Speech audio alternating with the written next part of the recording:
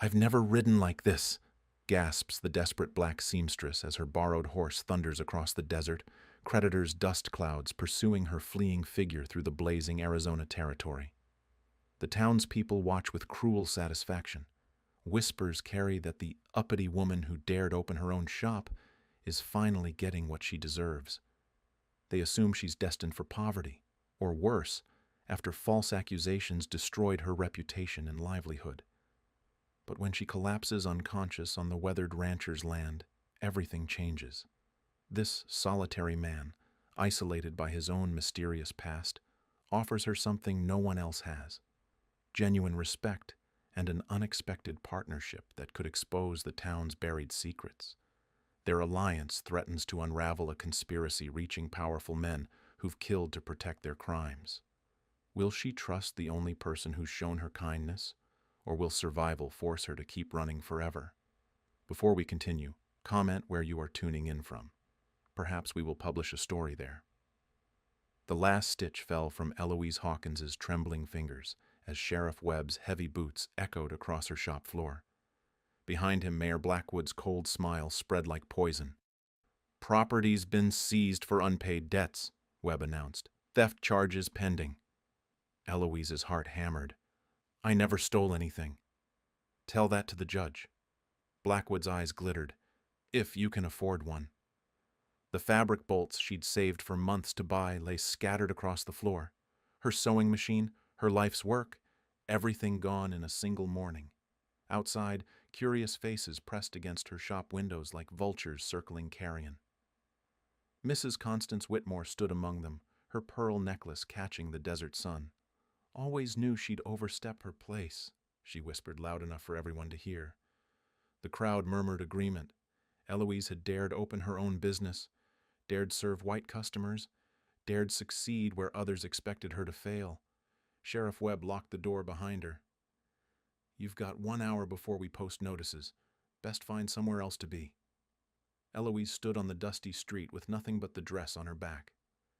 The Arizona sun beat down mercilessly. Townspeople crossed to avoid her, their whispers following like shadows. She walked to the livery stable where old Pete kept his horses. He'd always been kind, never charged her full price for mending his shirts. "Need to borrow a horse, Pete." The weathered man looked uncomfortable. "Can't do it, Miss Eloise. Sheriff came by earlier. Said I'd lose my business license if I helped you." Her chest tightened. They'd planned this perfectly. Behind the stable, a sway-backed mare grazed alone. Eloise had treated the animal's saddle sores just last week. The horse recognized her, nuzzling her empty palm. "Sorry, girl. No sugar today." Eloise glanced around. Pete had disappeared inside. The mare wore a bridle, but no saddle. It would have to do. She swung herself onto the horse's back. The mare startled but settled under her gentle touch. They walked slowly through town, Eloise's head held high despite the stares. At the town's edge, she heard hoofbeats. 3 riders approached fast. Deputy Morrison led them, his face twisted with cruel satisfaction. "Stop right there! That's stolen property!" The mare sensed Eloise's fear. Without thinking, Eloise pressed her knees against the horse's sides. The animal bolted forward. Desert wind whipped Eloise's hair as they flew across the scrubland. Sagebrush blurred past. The mare's hooves drummed against hard-packed earth. Behind them, shouts grew fainter. For the first time in months, Eloise felt something besides fear. The rhythm of the horse's gait, the endless sky above, the freedom of open space. Her body moved with the mare's motion, instincts she'd forgotten suddenly alive. They rode hard for an hour. The deputies' voices faded completely. Mountains rose ahead, purple against the blazing sky. A small ranch nestled in a green valley, windmill spinning lazily. The mare stumbled, foam flecked her neck. Eloise's own strength was fading. Heat shimmered off the desert floor like water. "Easy, girl. Just a little further." But the horse's legs buckled. They went down together in a cloud of dust. The mare rolled, struggled to her feet, then collapsed again. Her sides heaved with exhaustion. Eloise crawled to a patch of shade beneath a Joshua tree. Her head spun. When had she last eaten? Last Drunk water? The events of the morning felt like a fever dream. Footsteps approached. A man's boots, worn but well cared for. Eloise squinted up at a figure silhouetted against the sun. "Ma'am? You hurt?" His voice carried no judgment, no cruelty, just genuine concern. Caleb McAllister knelt beside her. His weathered face showed years of desert sun, but his eyes held unexpected kindness. He offered her a canteen without hesitation.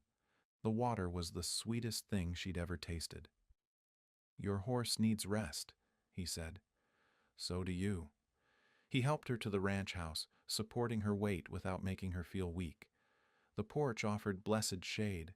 A Mexican woman appeared with cool cloths and more water. "This is Mrs. Martinez," Caleb said. "Rosa, this lady's had some trouble." Rosa's eyes held no questions, only compassion. "Come inside, mija." The house surprised Eloise. Books lined the walls. Maps covered a large table. Legal documents sat in neat piles. This wasn't a simple ranch. Caleb noticed her looking. "I read a lot. Keeps the mind sharp." A young man entered, dusty from ranch work. "Boss, that mare out there's in bad shape." "Take care of her, Tommy. She's been ridden hard." Tommy's eyes found Eloise with curiosity but no judgment. "Yes, sir." Rosa brought soup and bread. Real food, prepared with care. Eloise ate slowly, waiting for conditions or questions that never came. Sheriff's men might come. "Looking," she said finally. Caleb's expression hardened slightly. "What did you do?" "Opened a shop. Succeeded too well." He nodded as if that explained everything. "They'll find excuses to destroy what threatens them." His words carried personal knowledge. Pain lived in his voice. "You can stay until you're ready to move on," he said. "No strings attached." Eloise studied his face. In Copper Ridge, nothing came free. Kindness always carried a price. But here, in this unexpected sanctuary, she sensed something different, something that might change everything. 3 days of rest revealed the truth about Caleb McAllister's ranch. Workers received fair wages regardless of their skin color. The Mexican hands ate at the same table as everyone else. Tommy spoke freely with his boss, more partner than employee. Eloise found herself drawn to the maps spread across Caleb's dining table. Property lines crisscrossed the territory in neat squares. But red marks covered dozens of parcels, notes scrawled in careful handwriting. "What are these?" she asked. Caleb looked up from his correspondence. "Land that's been stolen." The words hung in the air like smoke. Eloise traced a red line with her finger. The Vasquez property. She'd sewn dresses for Elena Vasquez before the family disappeared overnight. Stolen how? Forged deeds, fake debts, intimidation. His jaw tightened. Sometimes worse. He pulled out a thick folder. Documents spilled across the table. Legal papers, witness statements, carefully documented evidence of systematic theft. The Hendersons lost their homestead to unpaid taxes they'd already paid. The Apache lost sacred burial grounds to a mining claim that doesn't exist. Your shop seizure follows the same pattern. Eloise's breath caught. "You've been investigating this." "For 2 years. Ever since my wife died." Pain flickered across his face. He'd mentioned Sarah only once, briefly. "Died in childbirth," he'd said. Left him alone with his grief and his books. "I need help," he continued. "Someone who can read legal documents, spot inconsistencies. Most of the victims can't write their own names." Eloise studied the papers scattered before her. Her teacher during Reconstruction had been thorough. Reading, writing, arithmetic, and critical thinking. Skills that made her dangerous to people like Mayor Blackwood. "What would you need me to do?" "Document everything, interview witnesses, help me build cases strong enough to reach the territorial governor." The magnitude hit her. This wasn't charity. This was partnership in something that could reshape the entire territory. "It's dangerous," Caleb warned. "These people have killed to protect their schemes." Eloise thought of her destroyed shop.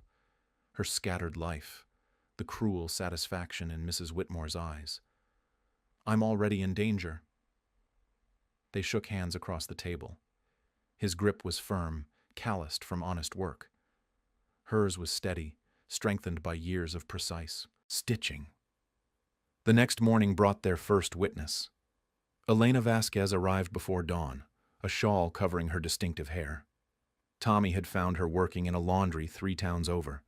Elena's story unfolded in whispered Spanish and broken English. Her father's ranch seized for taxes already paid. Sheriff Webb's deputy threatening worse if they fought back. The family fled in the night, leaving everything behind. Eloise translated, writing Elena's testimony in clear script. The young woman's hands shook as she signed her name. "They will hurt me for this." "We won't let that happen," Caleb promised.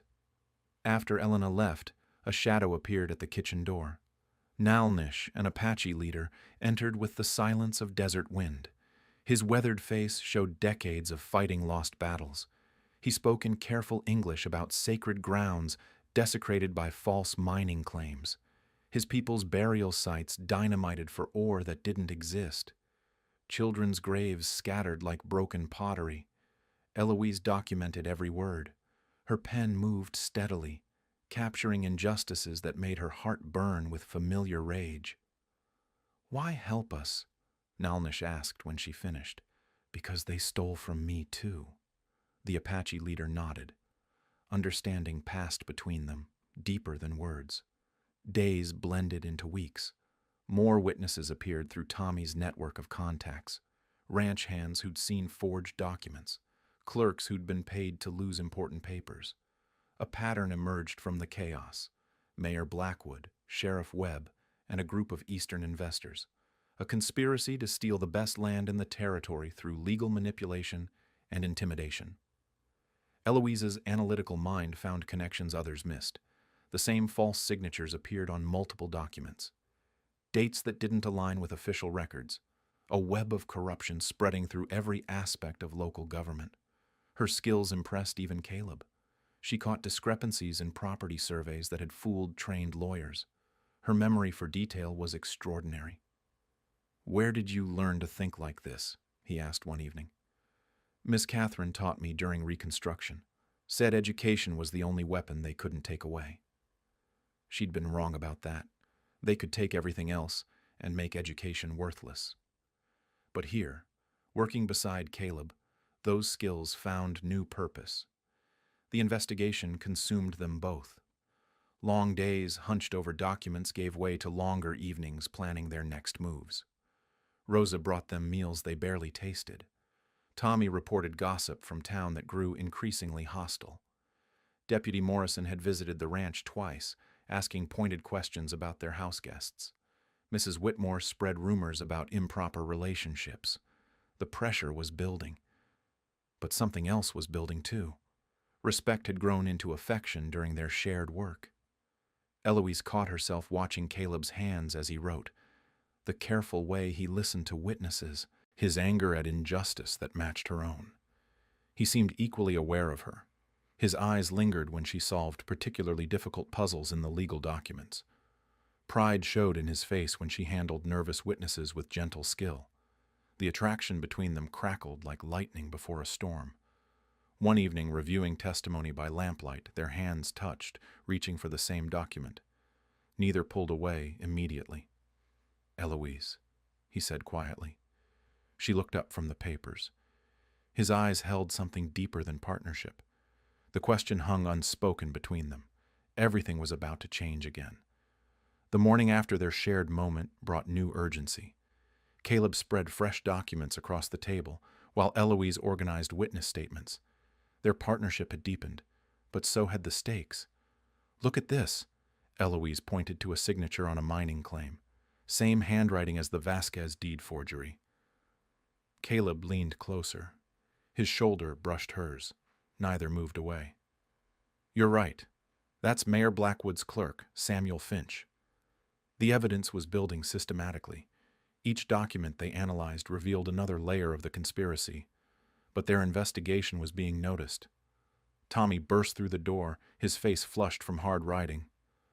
Deputy Morrison's asking questions in town about what kind of visitors you've been having. Caleb's expression darkened. What did you tell him? Nothing useful, but he's watching the ranch. That afternoon, Eloise accompanied Caleb on horseback to survey disputed property lines. She'd become comfortable on the gentle mare Rosa had given her, but Caleb wanted to test her skills on more challenging terrain. Trust the horse, he called as they approached a steep ravine. Eloise pressed her knees against the mare's sides. They descended the rocky slope in perfect harmony, horse and rider moving as one unit. At the bottom, Caleb's admiration was obvious. Where did you learn to ride like that? My grandfather worked horses before the war. Taught me when I was small. They rode across open plains where the conspiracy's victims had once prospered. The Hendersons' abandoned homestead sat empty, windows broken by weather and neglect. Elena's family ranch showed signs of recent habitation by squatters. Each empty property fueled Eloise's anger and determination. These weren't just legal documents anymore. They represented destroyed lives, scattered families, stolen dreams. Back at the ranch, Rosa pulled Eloise aside while Caleb tended the horses. He is different since you came, the older woman said. The sadness is leaving his eyes. We're working partners, nothing more. Rosa's knowing smile said otherwise. Senor Caleb, he has been alone too long. His wife, she would want him to find happiness again. That evening, Caleb shared more about Sarah, how she'd loved books as much as he did, her plans to start a school for ranch children, the way she'd died suddenly, just when their future seemed brightest. The doctor said complications from childbirth. Nothing anyone could do. Pain still lived in his voice after 2 years, but when he looked at Eloise, something warmer flickered there too. Their work continued intensifying. Letters arrived from territorial officials, acknowledging their reports, but demanding stronger evidence. The conspiracy reached higher than local government, involving federal land grants and railroad development rights. One morning brought unexpected visitors. Dr. Amelia Carson arrived with Father Miguel Santos, both looking nervous. We need to talk, Dr. Carson said without preamble. Inside, the doctor's news was sobering. Mrs. Whitmore had convinced several prominent families to sign a petition demanding Caleb be stripped of his territorial surveyor's license for harboring a criminal fugitive. The charges against Eloise are fabricated, Father Santos added, but that won't stop them from using her presence against you. Caleb's response was immediate and firm. She stays.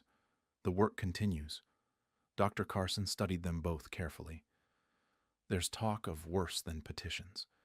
Deputy Morrison has been recruiting men from outside town. Rough types. The threat hung heavy in the air. Violence was escalating beyond legal intimidation. That night, Caleb found Eloise on the porch, staring at desert stars. You should leave, she said quietly. This isn't your fight. It became my fight the day they stole your shop. He sat beside her on the wooden bench. His presence was solid, reassuring in the darkness. Why? She asked.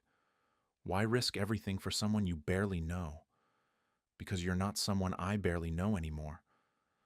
The admission hung between them like a bridge neither had expected to cross. Eloise turned to study his profile in the starlight. Caleb. I know it's complicated. I know the whole territory will condemn us. That's not what worries me. He looked at her directly. The question was in his eyes. I've never had a partnership like this, she continued. Someone who values my mind, trusts my judgment. I don't want to lose that. You won't. That's exactly why this could work. The next morning brought their answer. Deputy Morrison arrived with 3 armed men, ostensibly to serve legal papers about the stolen horse. Caleb met them in the yard, his rifle visible but not threatening. Eloise watched from the house with Rosa and Tommy. That woman stole Pete's mare, Morrison announced. She's under arrest. The horse was returned days ago. Pete dropped the charges. That's not what my paperwork says. The standoff stretched tense minutes. Morrison's men fingered their weapons. Tommy moved quietly to a position behind them. Then Dr. Carson's buggy appeared on the horizon, followed by Father Santos on horseback. The cavalry of conscience, arriving at the perfect moment. Morrison cursed under his breath. He couldn't arrest anyone in front of the town's most respected citizens. "This isn't over," he warned, mounting his horse. After the deputy left, Caleb found Eloise in the barn. She was brushing her mare with fierce concentration, working off nervous energy. "Marry me," he said without preamble. The brush stilled in her hand. She turned slowly to face him, not because of what just happened, because of what we've built together. Because I love your mind, and your courage, and the way you refuse to quit fighting. Eloise set down the brush. Her heart pounded like hoofbeats across desert ground. Yes, news of their engagement spread through Copper Ridge like wildfire. Mrs. Whitmore's reaction was swift and vicious. Within hours, half the town knew that the uppity seamstress had somehow ensnared their most eligible widower. The other half whispered darker theories about unnatural influences and gold-digging schemes. Eloise felt the hostility during their first trip to town as an engaged couple. Conversations stopped when they passed. Store owners suddenly found reasons to close early. Children stared with wide eyes before their mothers yanked them away. Only Dr. Carson and Father Santos offered genuine congratulations. Even Pete at the livery stable avoided eye contact, his earlier kindness buried under social pressure.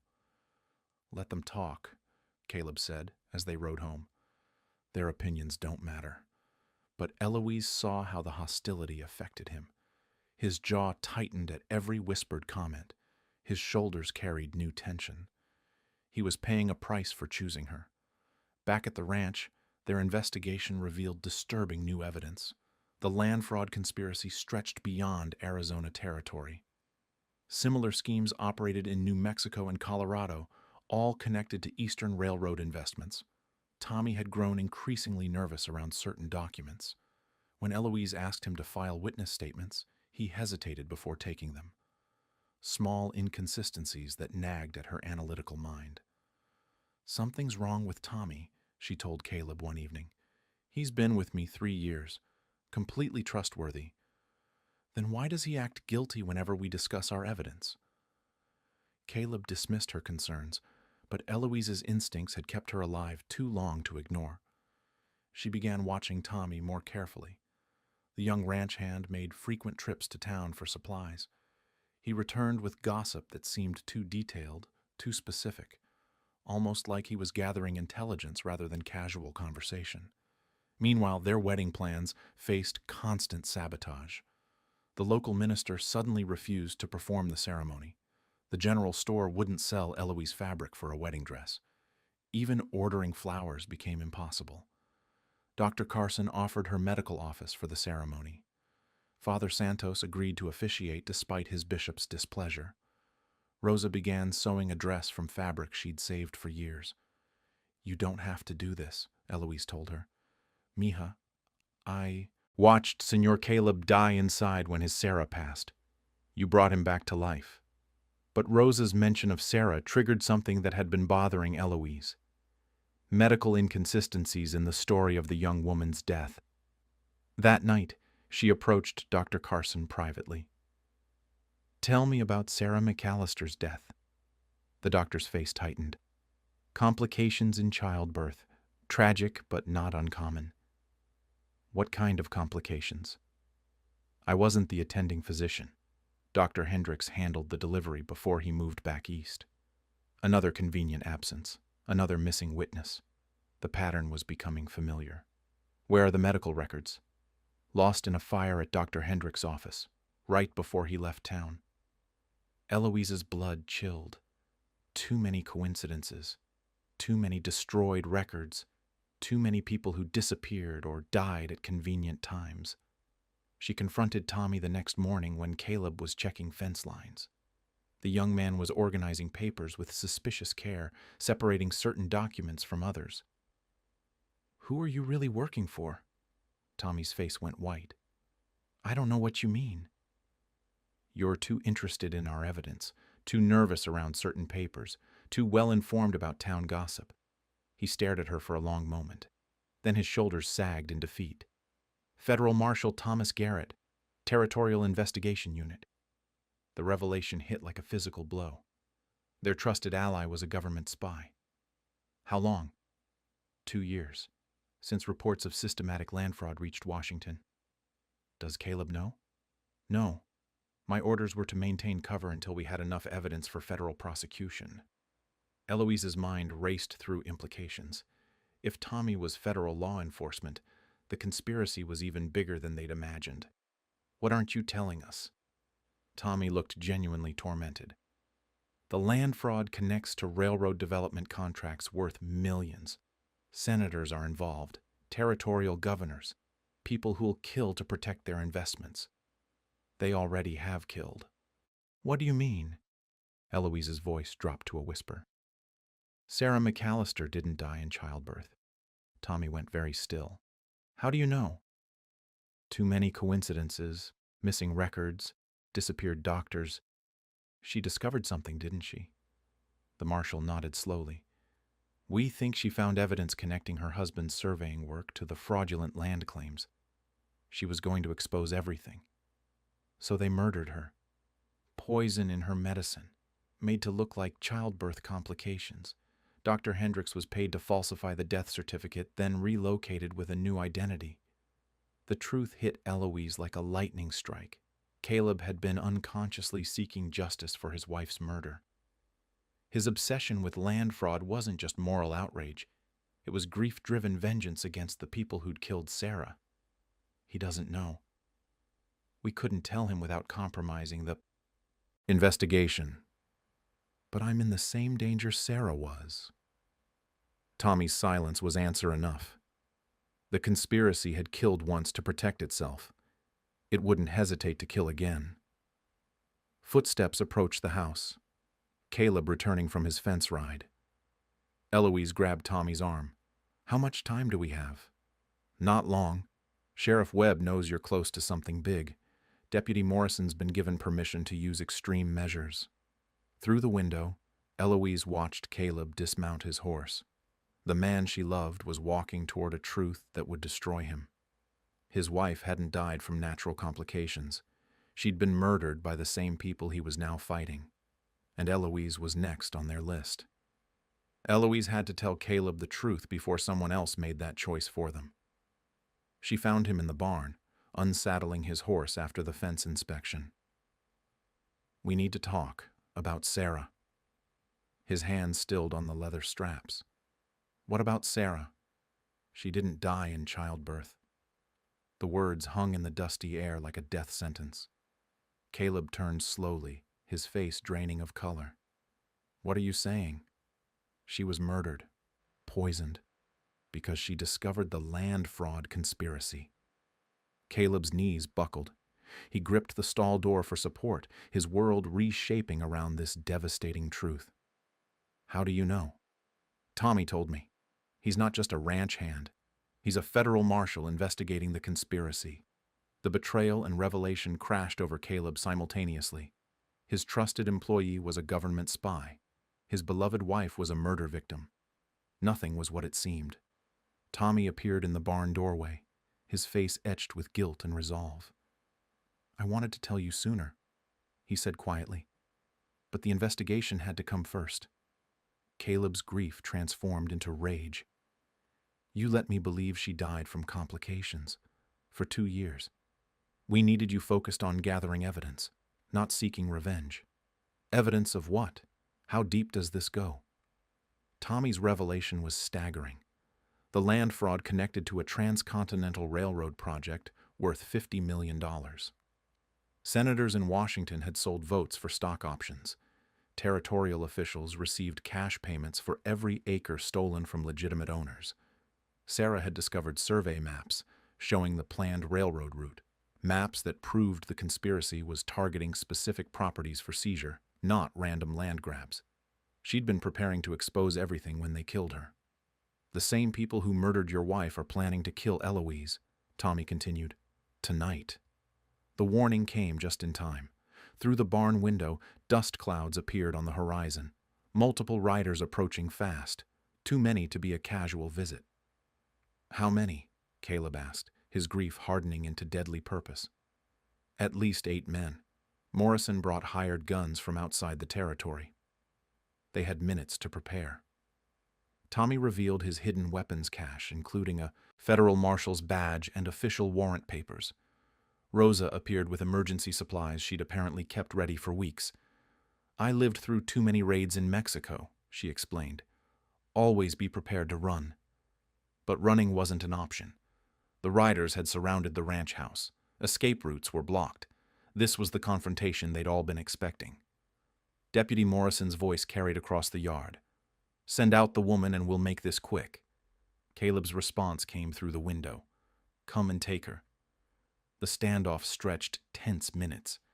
8 armed men against 3 defenders and 2 women. The odds were impossible, but surrender meant certain death for Eloise. Then salvation appeared from an unexpected direction. Nalnish emerged from the desert with 6 Apache warriors, moving like shadows between the buildings. They'd been watching the ranch, waiting for exactly this moment. Elena Vasquez arrived simultaneously with her 3 brothers, all carrying rifles and grim expressions. Word had spread through the network of conspiracy victims. The final battle had drawn them all together. Morrison's hired guns found themselves outnumbered and outmaneuvered. The Apache warriors were invisible until they wanted to be seen. The Vasquez brothers knew every rock and gully on their stolen land. Dr. Carson's medical buggy appeared on the ridge, followed by Father Santos and a dozen parishioners. The moral authority of the territory had chosen sides. Faced with overwhelming opposition, Morrison made a critical mistake. He ordered his men to fire warning shots, thinking intimidation would scatter the civilians. Instead, the gunfire galvanized everyone into action. This was no longer about land fraud or racial prejudice. It was about justice versus corruption, truth versus lies. Tommy stepped into the yard, his federal marshal's badge gleaming in the afternoon sun. United States Marshal Thomas Garrett, you're all under arrest for conspiracy, murder, and attempted murder. Morrison's face went purple with rage. You have no authority here. Federal crimes, federal jurisdiction. Tommy held up official warrant papers. Mayor Blackwood and Sheriff Webb are already in custody in Tucson. The lie was perfect. Morrison's men wavered, suddenly uncertain about their legal protection. If their bosses were already arrested, cooperation became survival strategy. One by one, the hired guns laid down their weapons. Morrison himself held out longest, but even his loyalty had limits when facing federal charges. As Tommy secured the prisoners, Caleb found Eloise in the house. She was calm despite everything, organizing evidence documents with steady hands. It's over, he told her. No, it's just beginning. She was right. Arresting Morrison and his men was only the start. The real conspiracy leaders were in Washington and Denver, protected by money and political connections. But tonight had changed everything. The community had chosen justice over prejudice. Apache warriors, Mexican farmers, progressive doctors, and Catholic priests had stood together against corruption. Eloise looked at the mixed group of their defenders celebrating in the yard. We're going to need all of them for what comes next. Caleb nodded. The federal investigation would require testimony from every victim, evidence from every stolen property, courage from everyone who'd been silenced by fear. Their wedding would have to wait. Justice came first, just as it had for Sarah. But standing together in their ranch house, surrounded by allies they'd never expected, Eloise and Caleb both knew they'd already won the most important battle.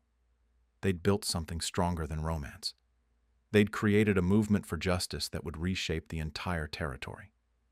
The federal investigation moved swiftly once Marshal Garrett revealed his true identity. Within days, territorial officials arrived from Tucson with arrest warrants for the remaining conspirators. Mayor Blackwood and Sheriff Webb were taken into custody without resistance, their network of protection crumbling under federal scrutiny. Mrs. Constance Whitmore appeared at the ranch unexpectedly on a Tuesday morning, her usual arrogance replaced by desperate fear. She carried a leather satchel filled with additional evidence she'd kept as insurance against her criminal partners. I have financial records, she told Eloise and Caleb. payment schedules, correspondence with Eastern investors, everything they thought I'd destroyed. Her cooperation came too late for redemption, but early enough for leniency. The federal prosecutors were more interested in the big fish swimming in Washington waters. Tommy, now operating openly as Marshall Garrett, coordinated testimony from dozens of victims. The Apache tribe provided detailed accounts of sacred land desecration. Mexican families described forced evictions and forged documents. Black homesteaders shared stories of systematic intimidation and theft. Eloise's analytical skills proved invaluable in organizing the massive case. Her ability to spot patterns and inconsistencies helped prosecutors build an airtight conspiracy charge that reached from Arizona territory to the highest levels of government. The trials began in October, drawing newspaper reporters from across the nation.